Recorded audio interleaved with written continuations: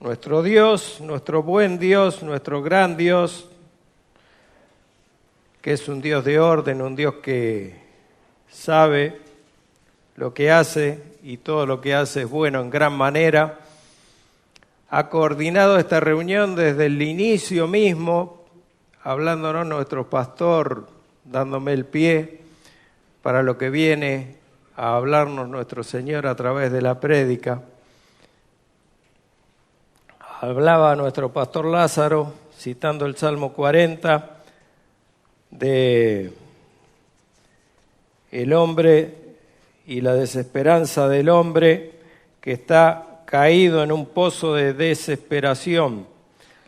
La desesperación es la falta total de esperanza, sabiendo que de un pozo, que se supone profundo, por supuesto, hay una sola salida, pero esa salida no es capaz de utilizarla el hombre para poder salir de ese pozo por sí mismo, porque es incapaz de hacerlo.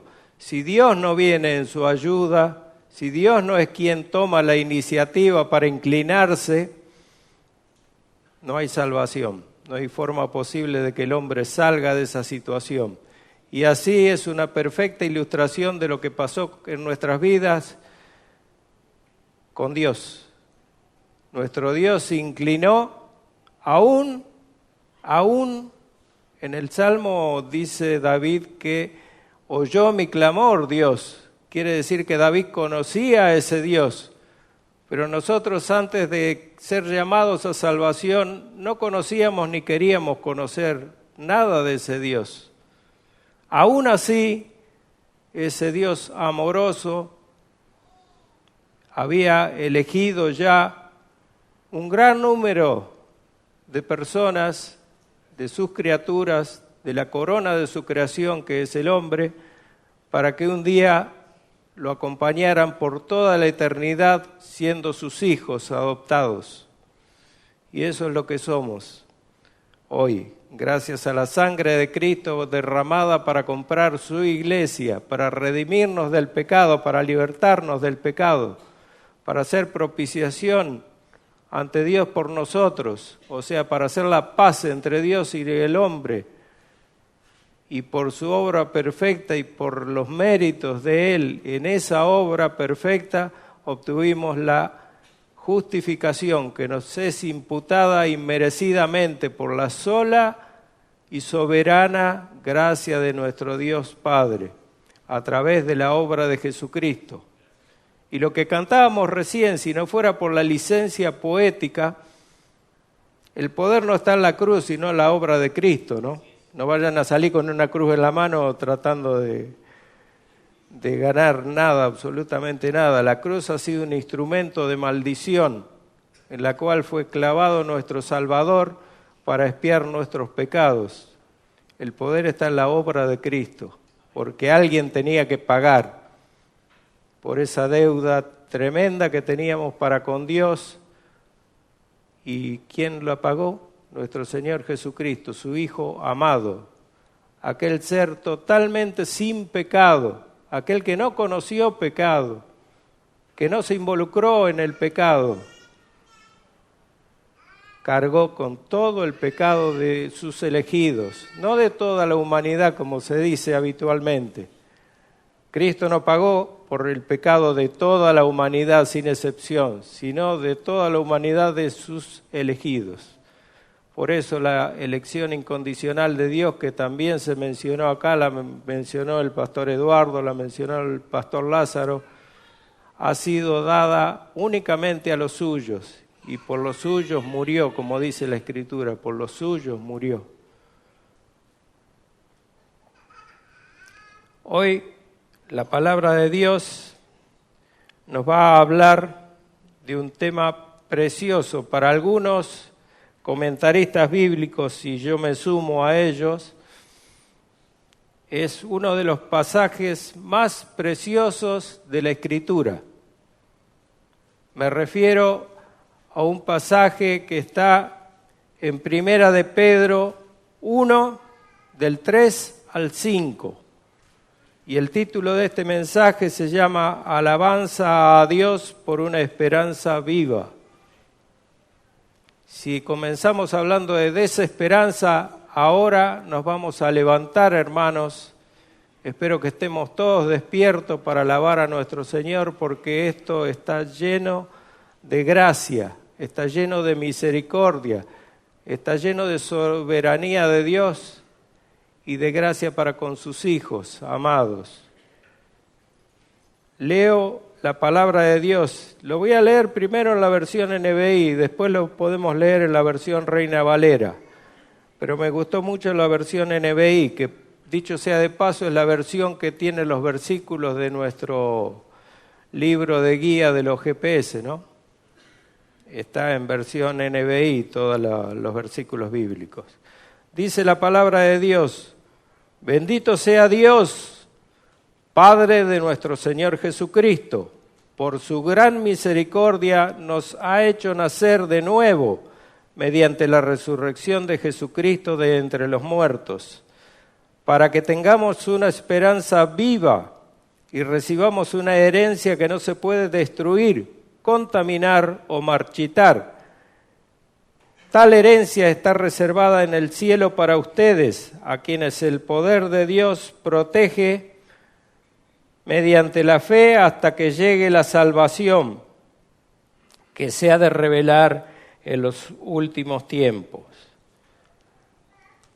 En la versión Reina Valera 60 dice: bendito el Dios y Padre de nuestro Señor Jesucristo, que según su grande misericordia, nos hizo renacer para una esperanza viva, por la resurrección de Jesucristo de los muertos, para una herencia incorruptible, incontaminada e inmarcesible, reservada en los cielos para vosotros, que sois guardados por el poder de Dios mediante la fe, para alcanzar salvación que está preparada para ser manifestada en el tiempo postrero, o sea, en los últimos tiempos, en los tiempos del regreso de nuestro Señor Jesucristo. Vamos a orar, hermanos, para que Dios guíe su palabra y para que sea de provecho para edificación para su iglesia. Bendito Padre Celestial, te damos gracias, Señor. Gracias por tu obra maravillosa a través de tu Hijo amado en la cruz. Quisiéramos tener una palabra que sea más abarcativa que esta. Quisiéramos poder expresarnos de una manera más sustanciosa para contigo, Señor, pero solo podemos decir gracias.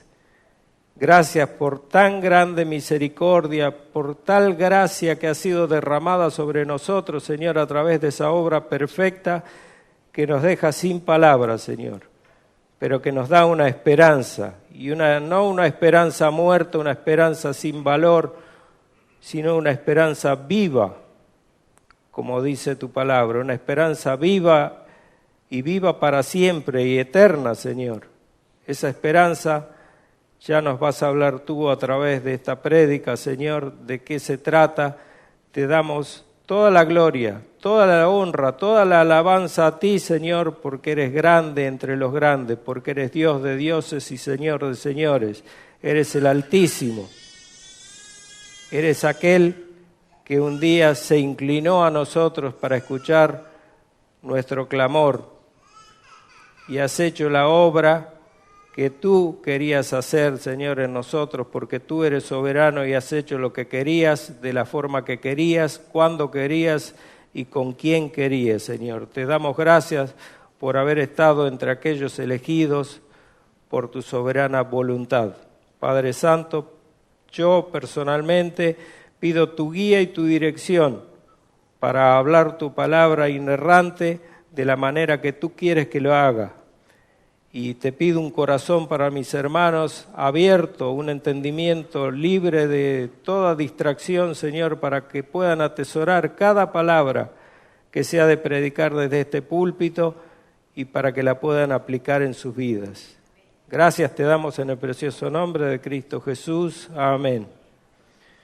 Bien, el que escribe esta epístola es Pedro. Pedro, al que el Señor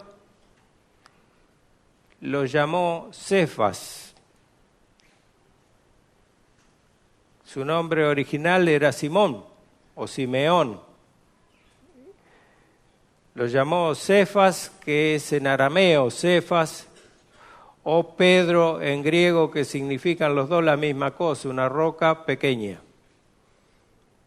O sea, no, la roca es Cristo, Pedro es una roca pequeña. Fue traído a Jesucristo por su hermano. Y después fue posteriormente elegido como discípulo de Cristo y después posteriormente como apóstol de Cristo. Y fue uno de los jefes o cabezas de la iglesia dentro de los 12 apóstoles. Fue este Pedro el que algunos niegan que haya escrito la epístola porque dice que era un hombre del vulgo, sin letra, que no sabía leer ni escribir. Pero Pedro aclara esto diciendo que la escribió a través de un amanuense, que no ha sido él.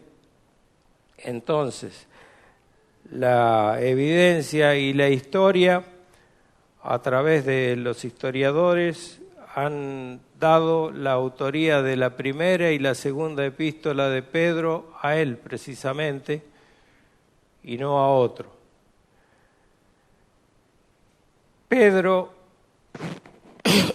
para entrar en contexto vamos a hacer una observación primero. Este Pedro, hijo de Jonás, también llamado Juan, ustedes lo pueden comprobar en Juan 1:42, está como Jonás es llamado Juan, también el padre de Pedro. Después que Andrés, su hermano, lo llama para que conozca a Cristo, escribe esta epístola siendo ya apóstol alrededor del año 64 de nuestra era, después de Cristo, por supuesto, en medio de una terrible, tremenda persecución por medio de los romanos y parte de los judíos hacia los cristianos, lo cual hizo que estuvieran yendo por Capadocia, Bitinia y toda la zona del Asia Menor. Pedro lo dice acá, si ustedes van a sus Biblias, en el capítulo 1, versículo 1, dice a los expatriados de la dispersión, de la diáspora, por el Ponto, Galacia, Capadocia, Asia y Bitinia. Todos fueron esparcidos, tuvieron que escapar por sus vidas y mientras iban escapando, iban desparramando la semilla del Evangelio, iban predicando el Evangelio y así se fue extendiendo por toda la región el precioso Evangelio de salvación por medio de los perseguidos.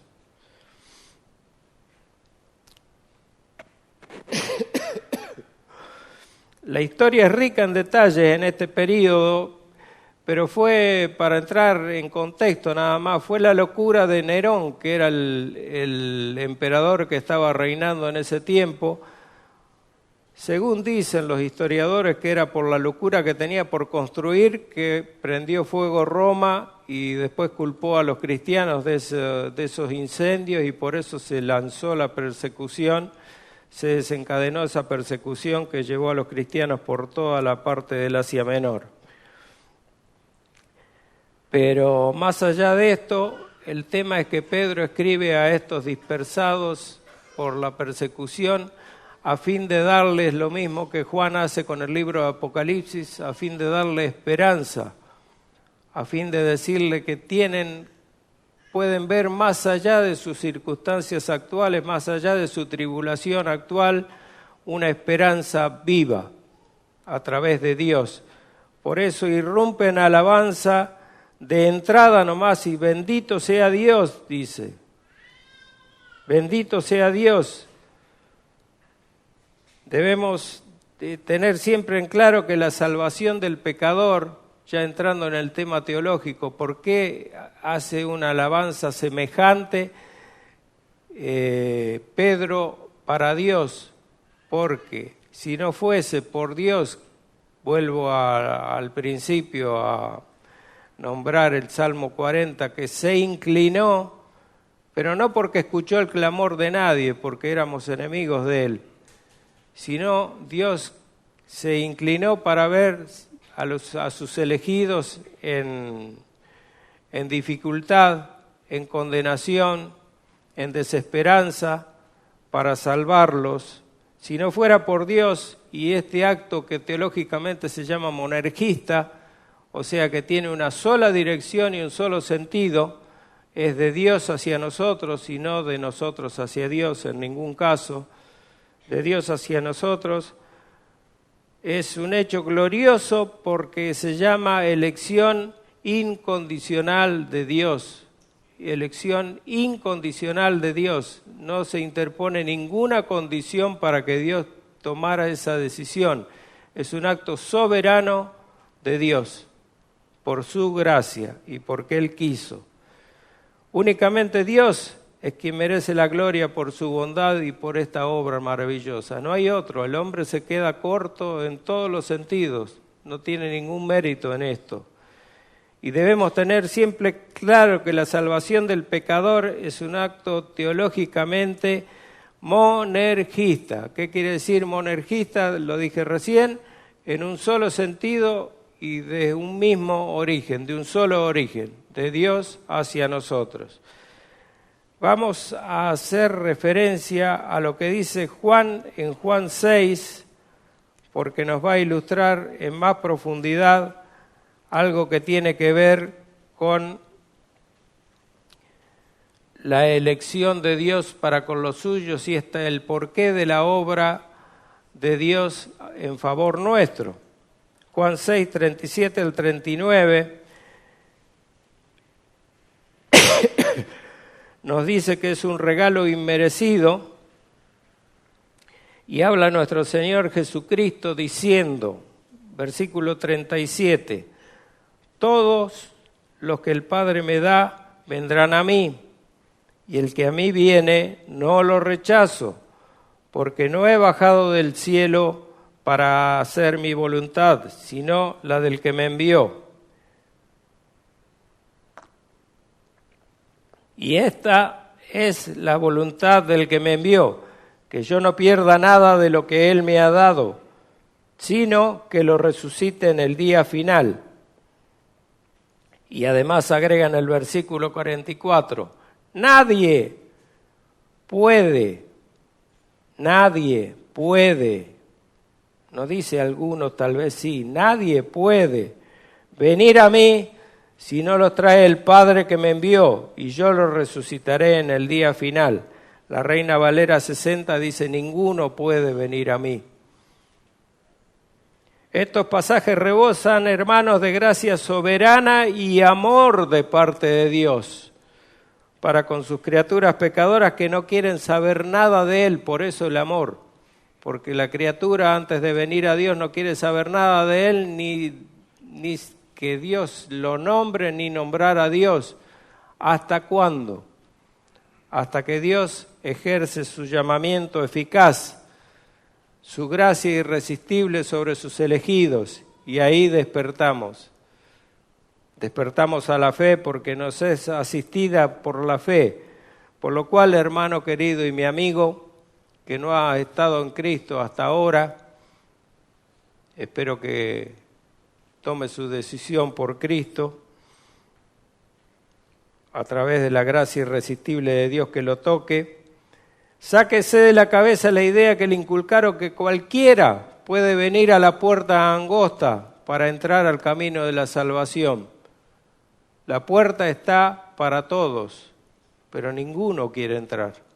Todos quieren ir por el camino ancho, por el camino fácil, por el camino que lleva lamentablemente a la perdición, pero al hombre no le importa porque no sabe.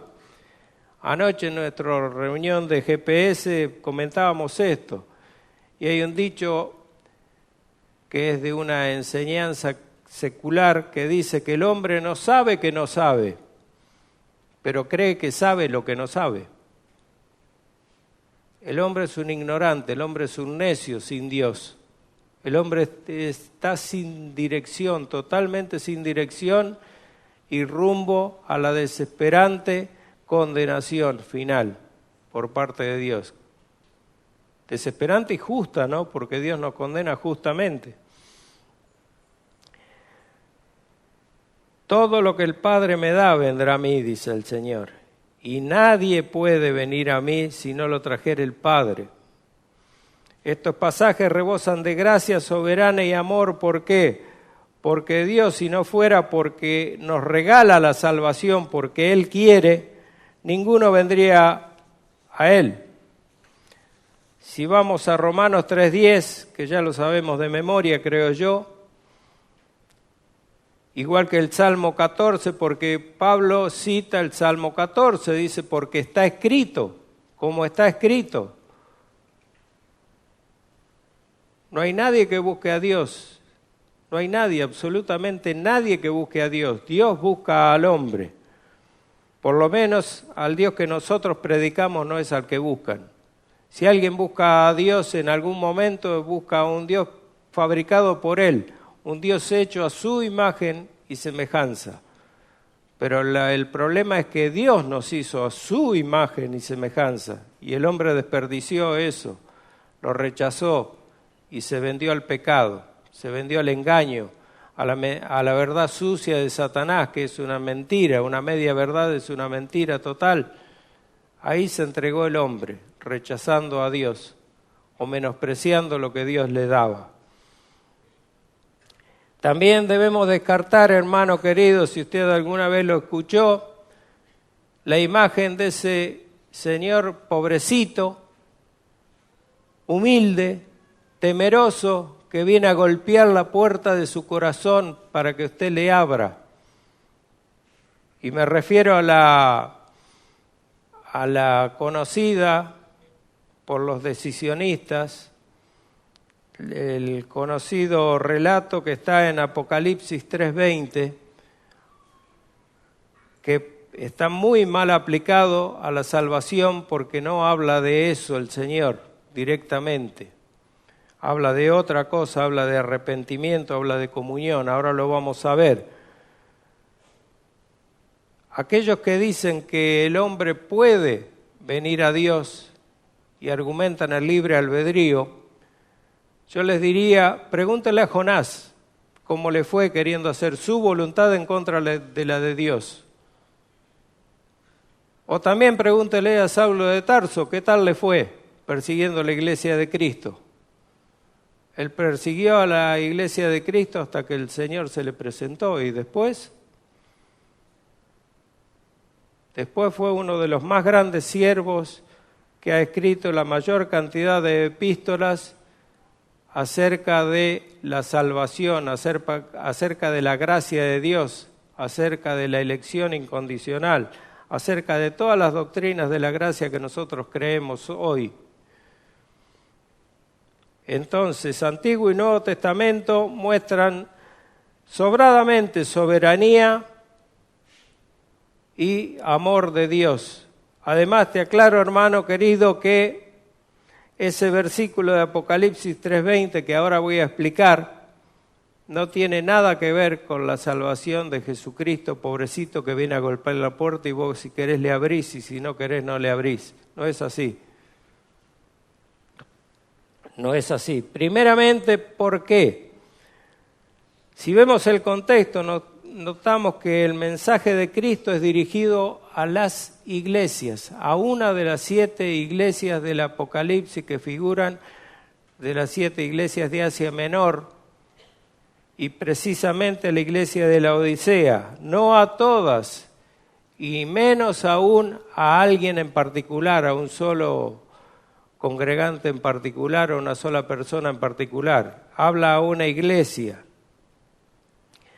Y como siempre, como ese Dios que se inclinó a oír el clamor de que estaba en el fondo del pozo cenagoso, como siempre es nuestro Señor Jesucristo el que viene a buscar y a salvar lo que se había perdido. No es el pecador perdido que busca a Dios.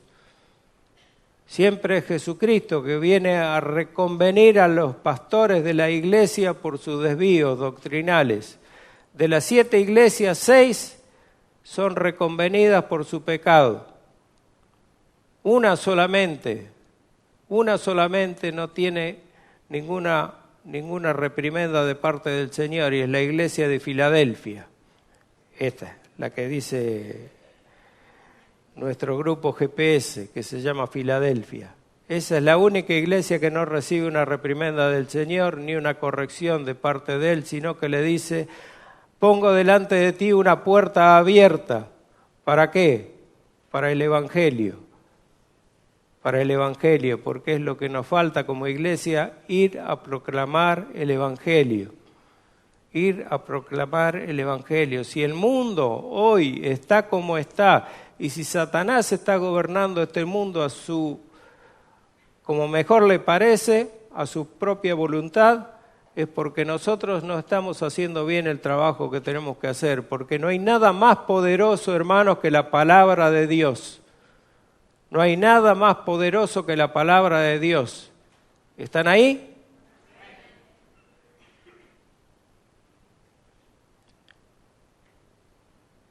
Segundo, el Señor está hablando de comunión en Apocalipsis 3:20, no está hablando de salvación, está hablando de comunión, ya que si trata con las iglesias, es claro que está hablando con creyentes o supuestos creyentes, no tendría por qué venir a hablar de salvación el Señor.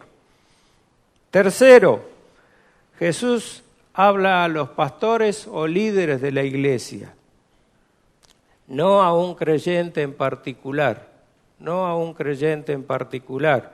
Y el concepto de esto lo entendemos en 1 de Pedro 5 y Hebreos 13.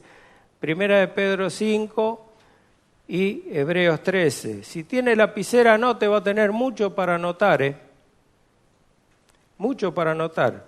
1 de Pedro 5 del 1 al 5 y Hebreos 13, 17. Hebreos 13, 17 habla de la obediencia a nuestros pastores, y 1 de Pedro 5 habla a los pastores acerca de cómo pastorear la grey. Entonces, toda iglesia tiene un líder puesto por el Señor Jesucristo. Efesios 4:11 así lo dice, si quieren corroborarlo. En Efesios 4:11 dice que Él mismo constituyó pastores y maestros. Continuando con el tema, aprendemos entonces que las acciones que toma en este sentido nuestro Señor y Dios Jesucristo, hablando de Juan 6, están siempre en concordancia y perfecta armonía con lo que el Padre piensa. Son una Trinidad. Pero, para evitar suspicacias que puede haberlas, y una de ellas está esgrimida por esa secta que se dice cristiana, últimamente se dicen cristianos los testigos de Jehová, y no lo es. Ellos afirman que Jesucristo primero no es Dios y segundo que es inferior al Padre, y que Dios es uno solo y es Dios el Padre, no es Dios el Hijo ni Dios el Espíritu Santo. Entonces, Juan 14, 28, si ustedes lo buscan, dice: si me amarais, os habríais regocijado, porque he dicho que voy al Padre, porque el Padre es mayor que yo. Eso dice Jesucristo. Entonces dicen los testigos de Jehová: ve, ahí está. Jesucristo no es Dios, es inferior al Padre.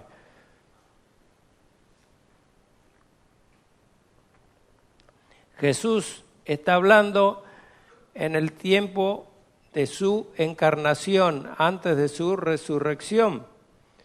Luego de su resurrección por parte del Espíritu Santo, al haber cumplido la obra perfecta de justificación, en Mateo 28 podemos leer: toda potestad me es dada en el cielo y en la tierra. Toda potestad, o sea, toda potestad, ¿qué es? Toda autoridad. Toda potestad es toda autoridad. Y toda autoridad, ¿quién la puede tener sino Dios? Jesucristo es Dios. Quede claro entonces que nuestro Dios trino, las tres personas de la Trinidad, Dios el Padre, Dios el Hijo y Dios el Espíritu Santo, son uno en poder y gloria, en atributos, poder y gloria. No hay un Dios con tres cabezas, como dicen los testigos de Jehová. Luego, aclarado esto, vamos a continuar. Y el encargo del Padre consiste en preservar a todos, no solamente algunos, sino todos, para resucitarlos en el día postrero. El encargo de Jesucristo por parte del Padre es preservar a todos y resucitarlos en el día postrero. Ya vamos a leer esto en la Biblia para que ustedes tengan la referencia clara. Esto se refiere a la resurrección final que será en el regreso glorioso de nuestro Señor Jesucristo. Gloria a Dios. Primera Tesalonicenses 4:16. Primera Tesalonicenses 4:16 dice: porque el Señor mismo, con voz de mando, con voz de arcángel y con trompeta de Dios, descenderá del cielo, y los muertos en Cristo resucitarán primero. Luego nosotros, los que vivimos, que habremos quedado, seremos arrebatados juntamente con ellos en las nubes para recibir al Señor en el aire, y así estaremos siempre con el Señor. No quiero entrar en el tema del arrebatamiento porque no es el tema que venimos a tratar hoy, pero simplemente es una referencia para que tengamos claro cómo viene el tema de la salvación y hasta cuándo dura todo el proceso que es desde nuestro nacimiento de nuevo, nuestro nacimiento espiritual, hasta determinado tiempo que es la llegada de nuestro Señor Jesucristo. Todo eso es un proceso que antes yo me asombraba cuando me decían la salvación es un proceso, porque lo nombro porque Pedro lo nombra. La salvación sí es un proceso, es instantánea en cuanto a la conversión, al nuevo nacimiento espiritual y a la adopción como hijos de parte de Dios para con nosotros. Pero la salvación no termina ahí. La salvación tiene una nueva instancia que es precisamente lo que leímos, la resurrección de nuestros cuerpos y la transformación de nuestros cuerpos mortales, nuestros cuerpos corruptos, en cuerpos glorificados de parte de Dios para estar siempre con el Señor, porque es la condición lógica que tenemos que tener. Dios no se va a llevar de acá corrupción, sino se va a llevar nuevos cuerpos glorificados con Él, para que estemos con Él para siempre. Ahora, como diría algún Nicodemo, ¿cómo podemos nacer de nuevo? Porque Pedro nos dice que nos ha hecho nacer de nuevo. Si seguimos lo que leímos recién, nos ha hecho nacer de nuevo para una esperanza viva. ¿Cómo es esto de nacer de nuevo? Pues así Dios nos dio una nueva vida espiritual, como dice Pablo en Efesios 2:1. Cuando estabais muertos en vuestros, ¿qué? En vuestros delitos y pecados. Estábamos muertos. Entonces, por su gran misericordia, Dios nos proveyó la salvación a través de la regeneración. De eso se trata. La razón por la cual Dios proveyó una salvación gloriosa para los suyos, ¿cuál es? Su sola voluntad y su sola misericordia y su sola gracia, por medio de una herramienta que nos dio, que es la sola fe, no por méritos nuestros, vuelvo a repetir. La referencia a Nicodemo que hacía yo, que decía, por si hay algún Nicodemo que pregunta, es referida a lo que nuestro Señor Jesucristo hablaba con Nicodemo, que está en Juan 3:3-5, y le decía que nadie puede ver, ni nadie puede entrar al reino de Dios si no naciere de nuevo. Por eso la necesidad de ser nuevas criaturas, de tener primero un nuevo nacimiento espiritual porque estábamos muertos. Nuestra llama, cuando daba el ejemplo de la vela, somos una vela apagada. Nos falta algo para poder cumplir con nuestra función, para Dios. ¿La vela está hecha para qué? ¿Para adorno? No, está hecha para alumbrar. Para que alumbre hay que encenderla.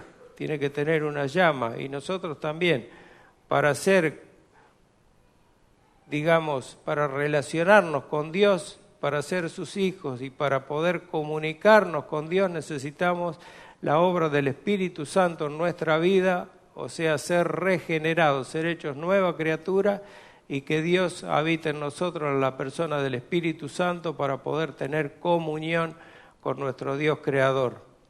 Esa es la llama de la vela que Dios prendió en nosotros. Todos los pecadores, que somos todos, necesitamos de Dios. No hay nadie que no precise a Dios. Sobre todo el pecador que no está arrepentido, que no ha venido a los pies de Cristo aún, está en una condición desesperada, lastimosa y miserable, además de sumamente peligrosa.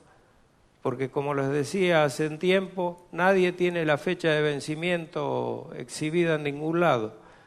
Pero hay un momento en que vamos a morir y nadie sabe cuándo es.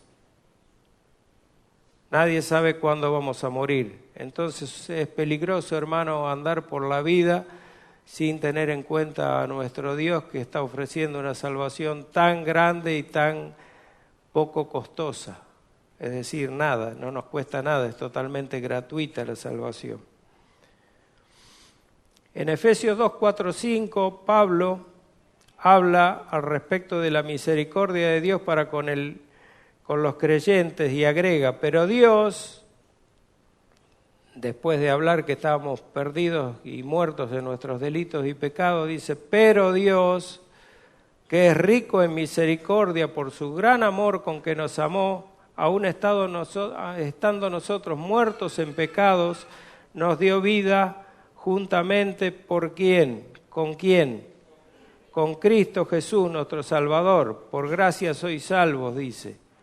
Así que aleluya, hermanos, aleluya. No escucho que adoren a Dios, que esto es algo maravilloso. Nos dio vida Dios por medio de su gracia, solamente de su gracia, por su voluntad. Nosotros no queríamos la salvación, ni podíamos venir a Él en salvación. ¿Cómo podemos estar seguros de que esto es así? La respuesta la encontramos al seguir leyendo. La resurrección de Jesucristo, dice Pedro, por la resurrección de Jesucristo. Y como también lo enseña Pablo en Colosenses 2.13, los invito a leer en Colosenses 2.13, y a vosotros, estando muertos en pecados y en la incircuncisión de vuestra carne, os dio vida juntamente con Él, perdonándoos todos los pecados, todos los pecados. No podemos más que decir de nuevo, aleluya, gracias Señor. Todos los pecados. Pero como nuestro Dios hace todas las cosas según su propósito y según un propósito, no las hace porque sí, nos dice Pedro que su deseo para nosotros es para que tengamos una esperanza viva, porque el cristiano se caracteriza por eso, porque tiene una vida con esperanza, y esa esperanza es una esperanza viva, esa esperanza nos lleva al gozo,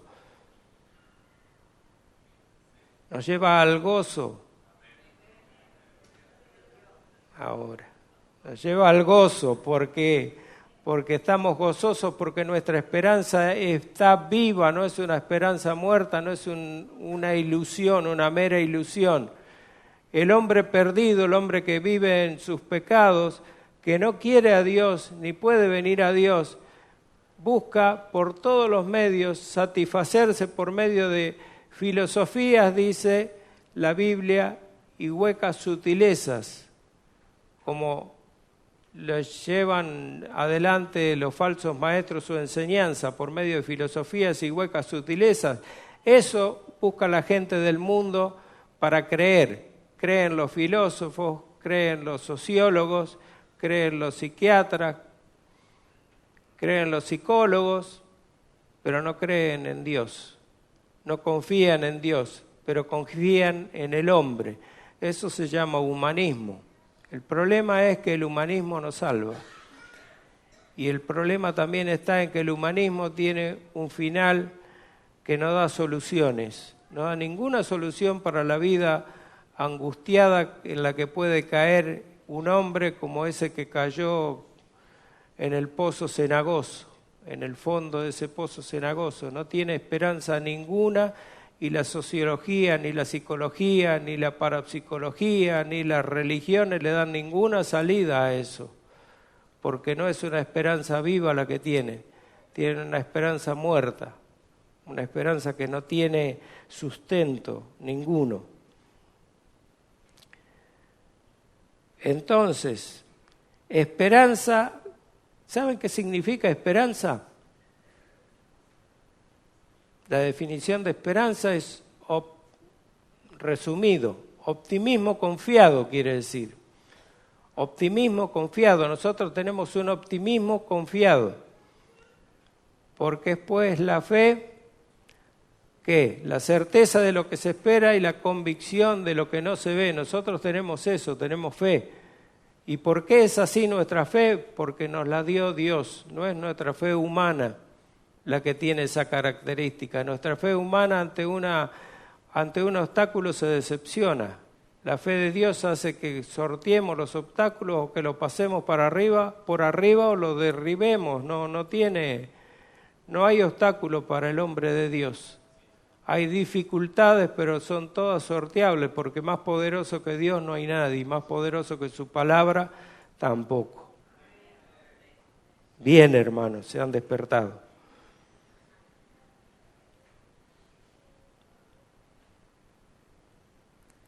Este optimismo confiado que les nombré, si tiene lapicera, anote, porque tengo 10 características para nombrarle, que las pueden verificar en su Biblia.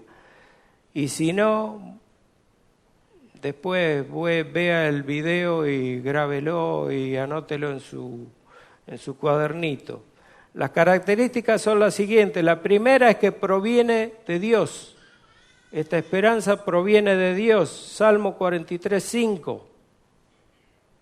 Segundo, es un don de gracia, segunda a los Tesalonicenses 2:16. Tercero, es definida por las Escrituras, no es algo que digo yo ni que se le ocurra a nadie, es palabra de Dios. Romanos 15:4, es una realidad razonable, es algo que nosotros podemos razonar y explicar por qué es así. Eso tiene la referencia de 1 de Pedro 3:15, estar siempre preparados para... ¿Recuerdan o no recuerdan? ¿Lo leo? Para presentar defensa con mansedumbre, dice Pedro, ante todo aquel que demande razón de la fe que hay en vosotros. 3:15. Sino santificad a Dios el Señor en vuestros corazones y estad siempre preparados para presentar defensa con mansedumbre y reverencia. O sea, tranquilo. Ante todo el que os demande razón de la esperanza que hay en vosotros. Esto alude al tema que hablábamos ayer en el GPS, no creerse más de lo que somos, ni más que otro. Luego, es asegurada, quinto punto, es asegurada por la resurrección de Cristo. Y tenemos varios versículos, pero yo tomé Juan 14:19, donde el Señor le dice a sus discípulos, todavía un poco y el mundo no me verá más, pero vosotros me veréis, porque yo vivo, vosotros también viviréis.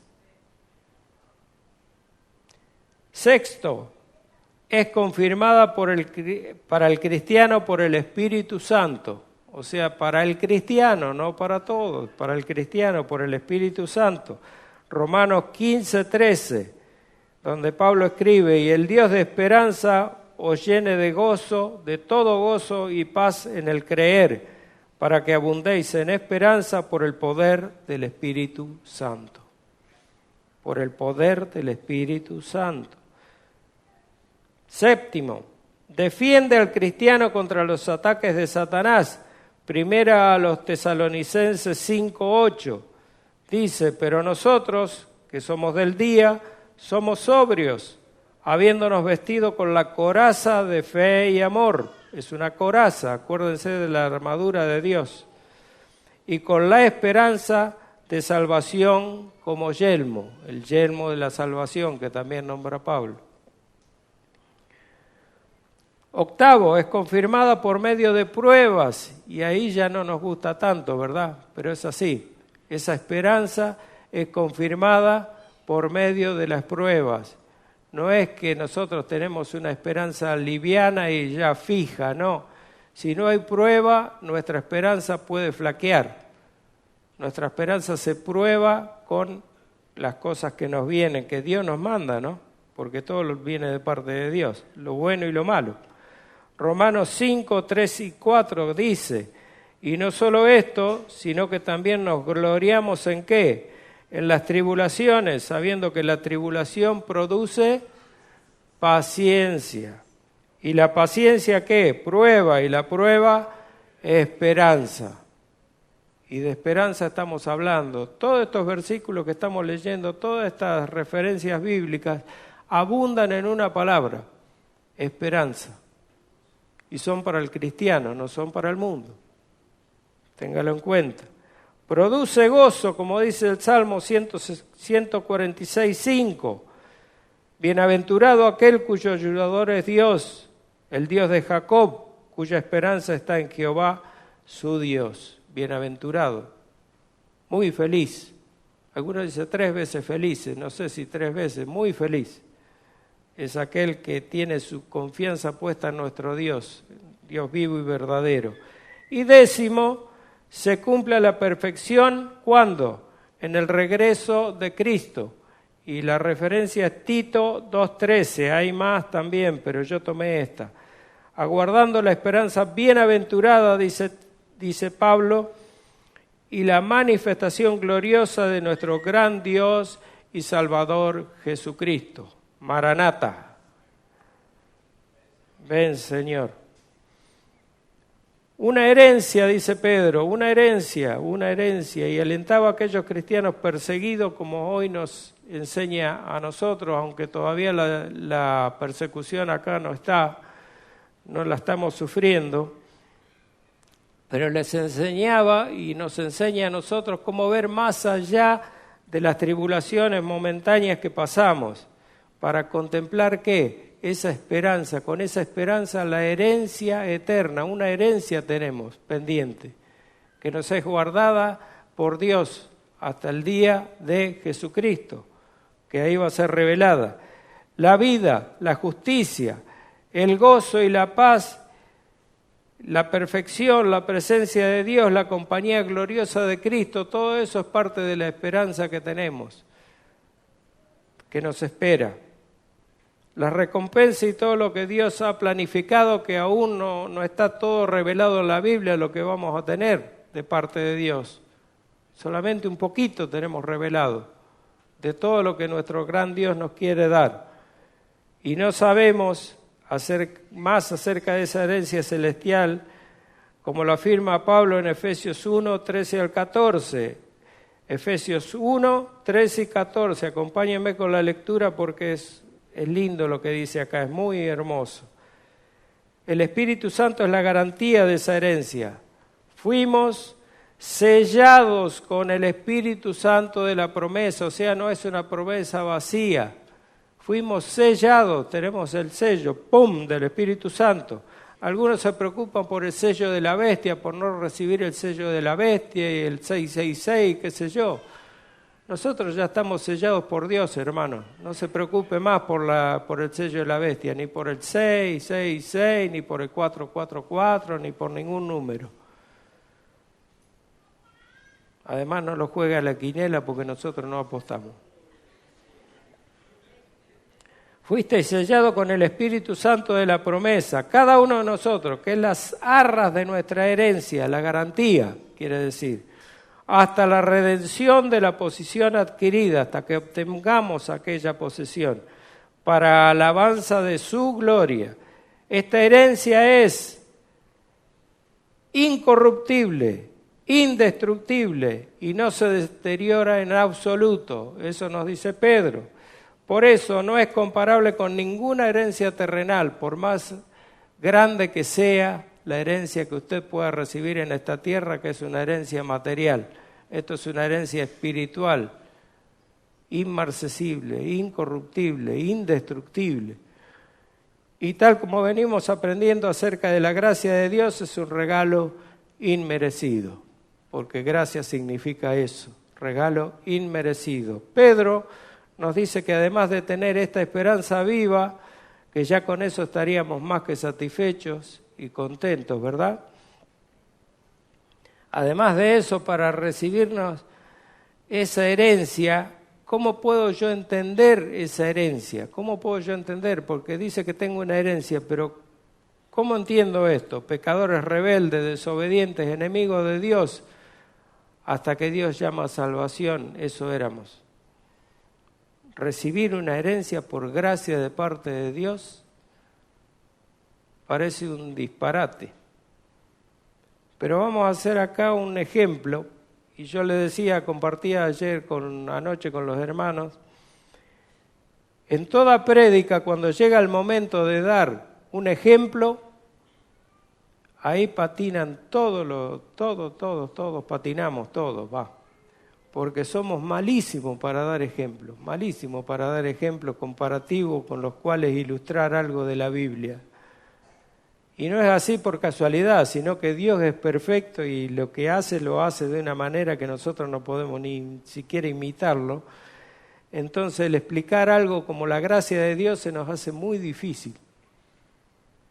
Además porque no lo entendemos. Pero supóngase que usted tiene una bicicleta buena, de esas que se aseguran por las dudas que se la roben, y casualmente se la roban. Y el ladrón se va con la bicicleta y usted se queda así, tranquilo de cierta manera porque tiene un seguro que se la va a reponer. Pero por ahí lo llaman de la comisaría y le dicen, atrapamos al ladrón, venga a reconocer lo que es suyo y a asentar la denuncia, a confirmar la denuncia. Entonces vamos, nos presentamos ante este ladrón, confirmamos que la bicicleta es la nuestra, así que tomamos posesión de lo que es nuestro, pero al ladrón lo perdonamos. No confirmamos la denuncia contra él y lo perdonamos para que no vaya preso. Eso, además, yo no le regalo mi bicicleta vieja, usada, sino que le regalo la bicicleta que me dio el seguro a mí, una bicicleta nueva. Hasta ahí, hasta antes del regalo de la bicicleta, era misericordia que yo hacía con el ladrón para no condenarlo, para que no lo condenaran. Cuando yo le regalo la bicicleta que el seguro me regala a mí, que me da por reposición de la que me robaron, eso se llama gracia. Y eso es lo que hace Dios con nosotros. No solo nos perdona y no nos da lo que merecemos por nuestros actos, sino que nos premia. Ese premio se llama justificación.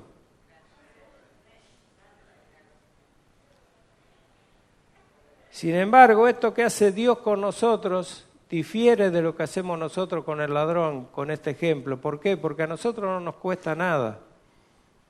No nos costó nada. Pero a Dios le costó muy caro. Muy caro.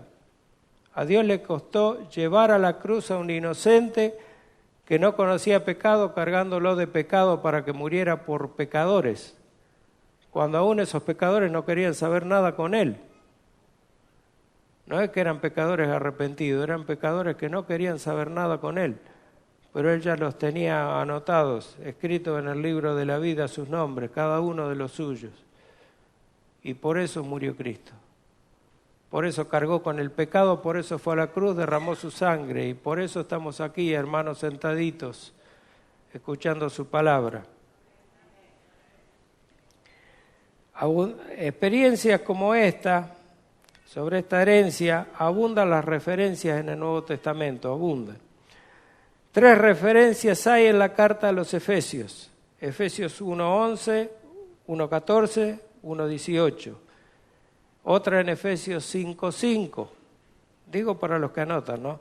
2 referencias hay en Colosenses 1:12 y Colosenses 3:24, para ampliar los conocimientos acerca de eso.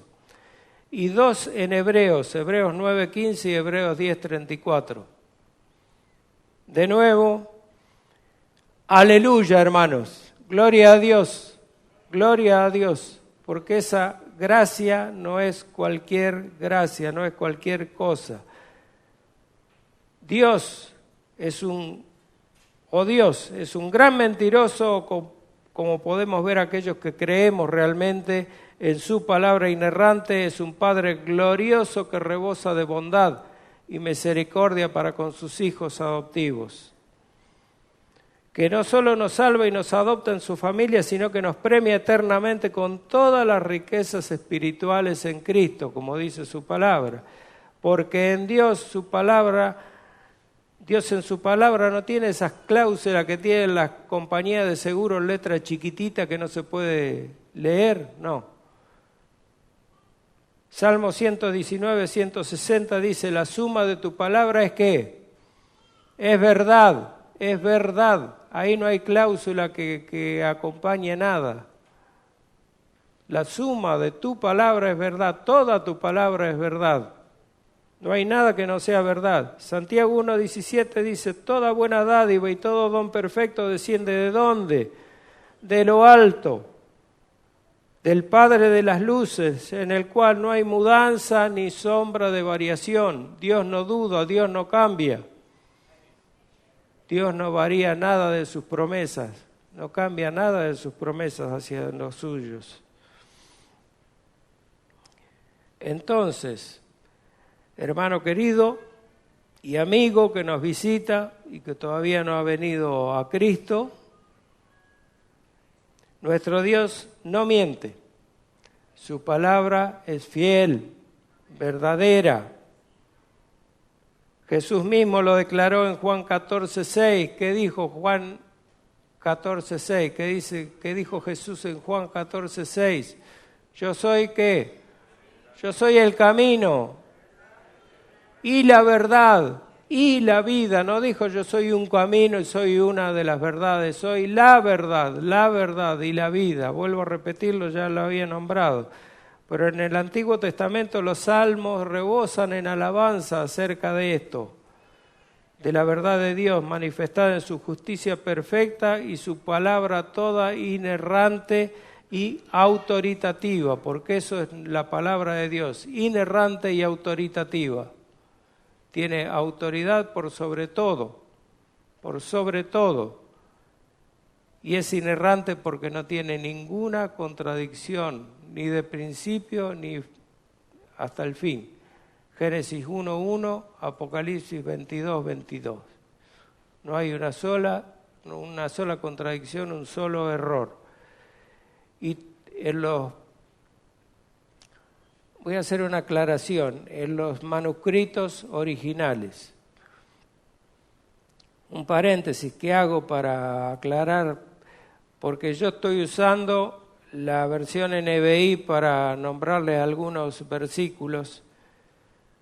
No puedo usar, lamentablemente, la versión NBI para todo lo que Jesucristo dice o para todas las referencias hacia Jesucristo, porque la traducción de la NBI está tomada de un texto llamado texto crítico o texto bizantino o texto vaticano, un texto corrupto.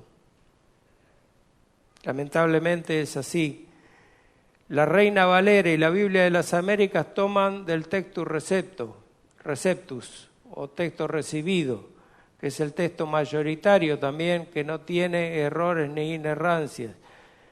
El texto, ¿por qué digo corrupto? El texto crítico, porque es un texto que ha traducido han traducido 2 personas y lo han compilado 2 personas, un tal Westcott y Hort, 2 personas que son negadores de la deidad de Cristo, negadores de la obra de Cristo y bueno, por debajo de eso un montón de cosas del señorío de Cristo no lo quieren aceptar, por eso que la NBI hay partes que refieren a esto que no los tienen.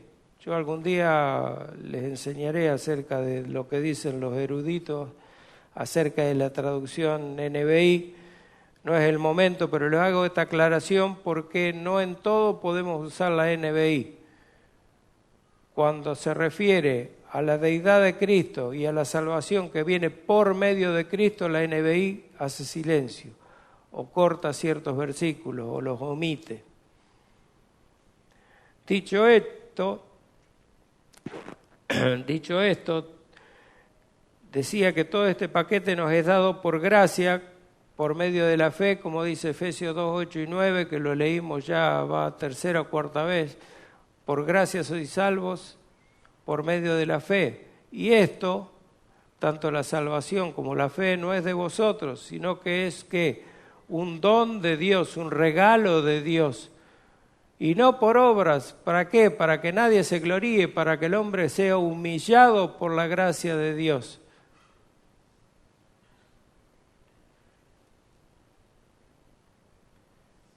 Esta fe que no es nuestra, el don de Dios para la salvación, y sin obras, así el hombre no tiene para qué gloriarse con Dios, es un hecho maravilloso, y ni más ni menos lo que la Biblia define como justificación, que es el tema que estamos estudiando los jueves. Todo esto hace a la justificación, a el resultado de la obra perfecta de Cristo en la cruz que nos es imputada a nosotros por la gracia de Dios, no porque merezcamos nada.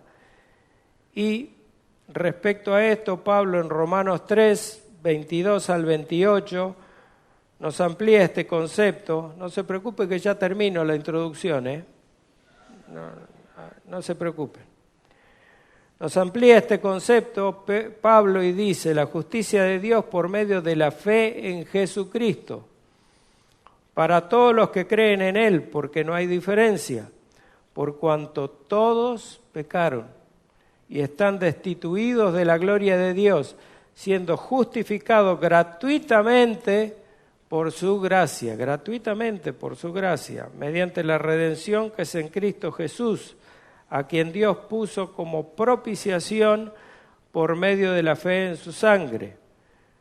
Atiendan al hecho de que hablamos de justificación y hablamos de propiciación, hablamos de ser imputados o no ser culpados de lo que somos culpables por parte de Dios y de hacer las paces de nosotros con Dios, eso es propiciación, por medio de la fe en su sangre, solamente por eso, para manifestar su justicia, la de Dios, a causa de haber pasado por alto en su paciencia los pecados pasados, con la mira de manifestar en este tiempo su justicia a fin de que Él sea el justo y el que justifica al que es de la fe de Jesús. ¿Dónde está pues la jactancia? ¿De qué te jactas? ¿Queda excluida? ¿Por cuál ley? ¿Por la de las obras? No, por la ley de la fe. Concluimos pues que el hombre es justificado por la fe sin las obras de la ley. Yo no tengo que hacer nada, no tengo que hacer promesas a la Virgen, no tengo que ir de rodillas hasta la reducción, no tengo que pasear un muñeco por la calle, no tengo que hacer nada de eso que el catolicismo romano inculca a sus fieles. Absolutamente nada, simplemente con la fe en la obra de Jesucristo, porque es Él quien hizo todo lo que había que hacer, solamente con la fe en su obra perfecta, total y meritoria, nosotros podemos ser salvos. Por último, para finalizar esta primera parte de la introducción, Pedro dice que somos guardados por el poder de Dios. Si siguen leyendo, estoy haciendo una exégesis, como hacemos nosotros, del versículo de la predicación expositiva, ¿verdad? Somos guardados por el poder de Dios. Esto es nuestra seguridad de salvación. Ni más ni menos. Que tenemos por medio de la fe solamente, sabiendo que no es con esfuerzo nuestro, ningún esfuerzo nuestro. No se esfuerce por ser salvo, por mantenerse salvo haciendo cosas. Preocúpese por ser salvo y por mantenerse, ocuparse de su salvación, tratando de no pecar. Cuando es tentado por el pecado, dígale que no, salga huyendo cuando se le presenta la tentación. Pecar va a pecar, pero porque somos débiles por la carne, pero trate de no. Dios es quien nos preserva porque no es nuestra fe, sino la fe que nos da Dios. Cuando nos regenera, que es el quinto punto del tulip, preservación de los santos, que en la versión antigua se llamaba perseverancia de los santos.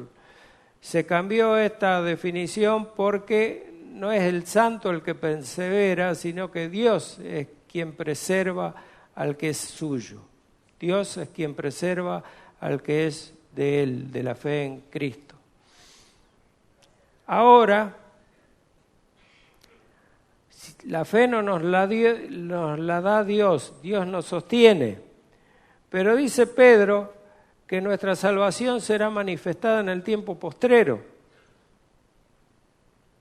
Qué problema, ¿no? Entonces, ¿en qué quedamos? ¿Somos salvos o no somos salvos? ¿Usted qué opina? ¿Usted es salvo o todavía no se ha manifestado su salvación?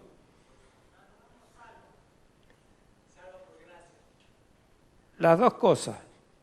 Somos salvos y estamos siendo salvados. Las dos cosas. Porque aún falta una etapa que yo la nombré hoy más temprano, que es nuestra glorificación. Sacarnos de encima este cuerpo de corrupción y adquirir un cuerpo glorificado para que se una con nuestras almas, todos aquellos que han muerto en Cristo. En el arrebatamiento sufrirán este proceso. El cuerpo resucitado resucitará en gloria. Ahora no me voy a poner a leer primero a los Corintios 15, pero el cuerpo de corrupción será resucitado en gloria para unirse con las almas de aquellos que murieron. Y lo que estemos presentes cuando Cristo vuelva, yo soy como Pablo, hago como Pablo, estemos presentes porque Cristo tiene que venir antes que yo muera. Yo quiero que venga, quiero ver eso. Seremos transformados, dice Pablo, en un abrir y cerrar de ojos para recibir a Cristo en el aire. Y ya seremos transformados a un cuerpo glorificado, un cuerpo nuevo, un cuerpo que no verá corrupción para estar siempre con el Señor en toda la eternidad. Primera los Corintios 15, 51 al 57, si quieren anotarlo, y primera los Tesalonicenses 4, 13, que es el único pasaje, no pasaje, sino la única porción que habla acerca del arrebatamiento en la Biblia. Y nos provee de nuestros cuerpos glorificados, entonces incorruptibles, totalmente libres del pecado y de la corrupción por la concupiscencia que hoy nos mueve, que nos lleva de aquí para allá. Conclusión y aplicación, para que no se asusten, no voy a terminar acá, no voy a seguir más. Vivamos nuestra nueva vida, hermanos, gozosos y con esperanza. ¿Por qué? Porque la esperanza que Dios nos da es una esperanza viva y eterna. Viva y eterna. No escucho amén, no escucho gloria a Dios. Están dormidos. Ya que estos versículos constituyen una de las más bellas, como le dije hoy, porciones de la Biblia. Primera los de Pedro 3, 1, del 3 al 5, es una de las mayores esperanzas que tenemos, una de las mayores muestras de esperanza, la esperanza viva por la resurrección de Cristo de entre los muertos. Todo eso, ¿sabe qué nos dice? Que la palabra de Dios es verdad. Porque desde Génesis 3:15 que viene esto, desde Génesis 3:15 que viene la promesa, Y Dios, mucho antes que esto, mucho antes de que comenzara su creación, ya había determinado todo esto y ya tenía preparado el plan de salvación para todos los suyos. Entonces, ¿cómo no vamos a tener una esperanza viva si ya se vino cumpliendo casi todo lo que Dios nos fue mostrando a través de las Escrituras? Hasta la muerte del Cordero inocente y sin mancha, que terminó con los sacrificios, la resurrección de Cristo de entre los muertos, que asegura nuestra resurrección en el día de su regreso, y la eternidad con Cristo. Nos falta poco, nos falta poquito. Ya la profecía está totalmente cumplida casi.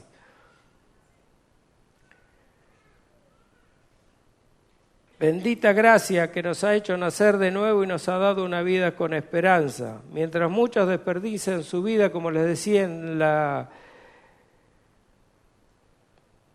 vida que llevados por las filosofías y las huecas sutilezas, las mentiras de este mundo, las mentiras de Satanás, que los lleva a una frustración al final, que muchos, cada vez más son los que se quitan la vida porque no encuentran una razón de ser, una razón de vivir.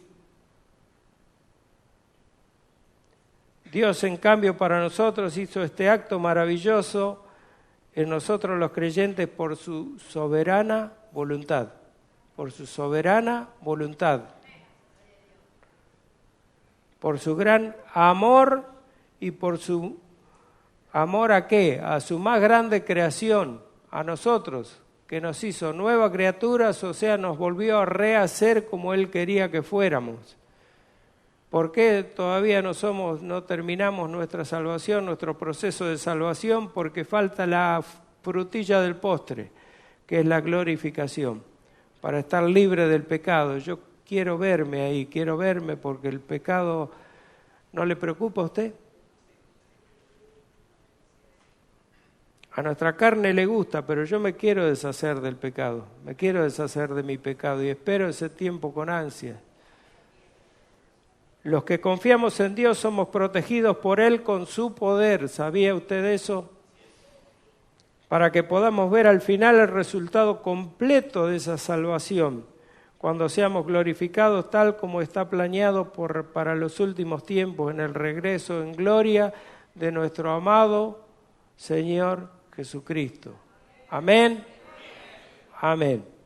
Bendito Padre Celestial, como decía hoy, quisiera tener otra palabra que no fuera gracia, una palabra más abarcativa, Señor, pero solo te puedo decir gracias.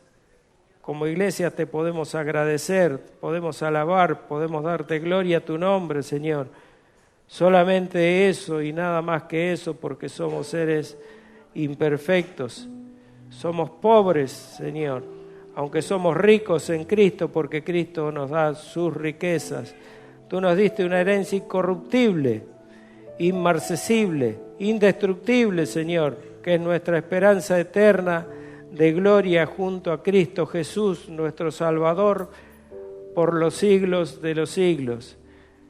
Esta es la más maravillosa noticia que puede alguien tener, puede alguien recibir. Y la herencia que nos das es la herencia más grande y más preciosa que cualquiera pudiera anhelar en este mundo, en esta tierra. Gracias, Padre Santo, por Cristo. Gracias por tu obra. Gracias por ese plan perfecto de redención que fue aplicada por el Espíritu Santo. Gracias por el Padre, gracias por el Hijo, gracias por el Espíritu Santo, gracias por Dios. Te damos como iglesia y te pedimos que de regreso a nuestros hogares tú nos guardes, Señor, y tú nos vayas ayudando en nuestro proceso de santificación para ser cada día más parecidos a Cristo. Ayúdanos a odiar el pecado, Señor. Ayúdanos a huir de las tentaciones antes que caigamos en ellas. Y ayúdanos a apreciar como un tesoro, como el más grande tesoro, tu palabra, para que nos vaya bien en nuestra vida, porque ese es el sentido de este manual de vida que tú nos regalaste, Señor, que es la Biblia. Gracias, Padre Santo, por tu palabra. Gracias por este tiempo precioso. en el nombre que es sobre todo nombre, ante quien se doblará toda rodilla en los cielos, en la tierra y debajo de la tierra, nuestro Señor Jesucristo. Amén y amén.